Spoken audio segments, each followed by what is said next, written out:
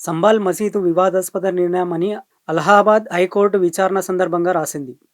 సంబాల్లోని షాహీ జామా మసీదుకు సంబంధించిన వివాదం కొనసాగుతున్న నేపథ్యంలో జస్టిస్ రోహిత్ రంజన్ అగర్వాల్ సింగిల్ బెంచ్లో మంగళవారం విచారణ జరిగింది.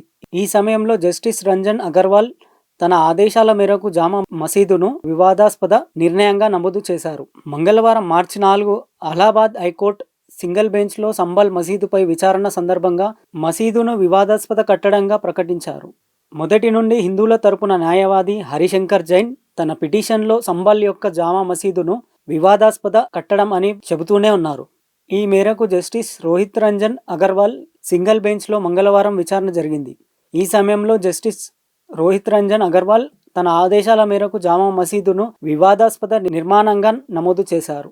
సంబాల్ మసీదు పెయింటింగ్ కోసం అనుమతి ఇవ్వబడలేదు. సంబాల్లోని షాహీజామా మసీదుకు పెయింటింగ్ వేయడానికి అనుమతి కోరుతూ ఇటీవల అలహాబాద్ హైకోర్టులో పిటిషన్ దాఖలయ్యింది. ఈ విషయంలో ఆర్కియాలజికల్ సర్వే ఆఫ్ ఇండియా నివేదికను పరిగణలోకి తీసుకున్న హైకోర్టు మసీదును మాత్రమే శుభ్రం చేయడానికి అనుమతించింది. కానీ రంగులు వేయడం మరియు పెయింటింగ్ వేయడం నిషేధించబడింది. మసీదు హరిహర్ మందిర్గా పేర్కొంది. సంబాల్లో ఉన్న జామా మసీదు విషయంలో ఉద్రిక్తత కొనసాగుతుందని మీకు తెలుసు. మొఘల్ పాలకుడు బాబర్ కాలంలో నిర్మించిన జామా మసీదుపై వివాదం ఉంది. ఇంతకు ముందు ఇక్కడ హరిహర దేవాలయం ఉండేదని, దేవాలయంపై ఇక్కడ మసీదు నిర్మించబడిందని, దీనిపై హిందువుల తరపున న్యాయవాది స్థానిక కోర్టులు సర్వే చేయాలని డిమాండ్ చేస్తూ పిటిషన్ వేశారు. 1920లో రక్షిత స్మారక చిహ్నంగా ప్రకటించబడింది. ఆర్కియాలజికల్ సర్వే ఆఫ్ ఇండియా సంబాల్లోని జామా మసీదుకు చేసిన వివిధ మార్పులను పరిశోధించి మరియు జోక్యాలకు సంబంధించిన అఫిడవిట్ సమర్పించారు. ఆర్కియాలజికల్ సర్వే ఆఫ్ ఇండియా ప్రకారం జామా మసీదు 1920లో రక్షిత స్మారక చిహ్నంగా ప్రకటించబడింది. కానీ అప్పటి నుండి స్మారక చిహ్నంగా చాలా మార్పులు చేయబడ్డాయి. ఆర్కియాలజికల్ సర్వే ఆఫ్ ఇండియా ప్రకారం ఈ మసీదులో సాధారణ తనిఖీలు నిర్వహించకుండా నిషేధించబడింది మరియు ఆర్కియాలజికల్ సర్వే ఆఫ్ ఇండియా కూడా తనిఖీ నిమిత్తం మసీదులోకి ప్రవేశించడానికి అధికారులు అనుమతించలేదు. సంబాల్ జామా మసీదును వివాదాస్పద నిర్ణయమని రాయమని కోరింది.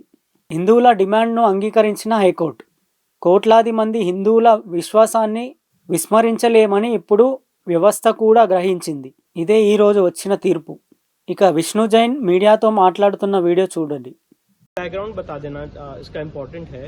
19 नवंबर 2024 का जो सिविल जज सीनियर डिवीजन चंदौसी साहब का ऑर्डर है जिससे एडवोकेट कमिश्नर की नियुक्ति की गई थी, इस आदेश को वहां की मॉस कमेटी ने ऑनरेबल इलाहाबाद हाईकोर्ट में सिविल डिवीजन के द्वारा चैलेंज किया।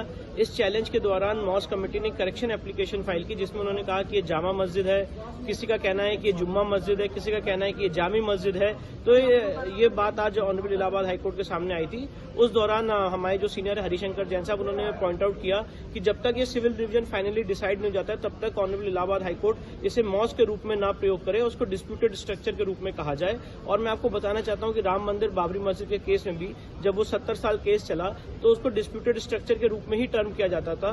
एक प्रैक्टिस है और एक जुडिशियल नॉर्म है कि जब कोई सिविल डिस्प्यूट कोर्ट में पेंडिंग है और एक पक्ष ये कह रहा है कि मस्जिद और दूसरा पक्ष ये कह रहा है कि यहाँ पे सारे कैरेक्टरिस्टिक्स हैं हिंदू मंदिर के, तो जब तक वो केस फाइनली डिसाइड ना हो जाए उसे डिस्प्यूटेड स्ट्रक्चर के रूप में ही प्रयोग किया जाता है। और इसका यह मतलब नहीं कि कोर्ट ने इसको मस्जिद मान लिया या कोर्ट ने इसको मंदिर मान लिया। जब तक कोर्ट इसको फाइनली डिसाइड नहीं कर देता है तब तक इस एरिया को विवादित स्ट्रक्चर, डिस्प्यूटेड स्ट्रक्चर के रूप में ही कहा जाता है।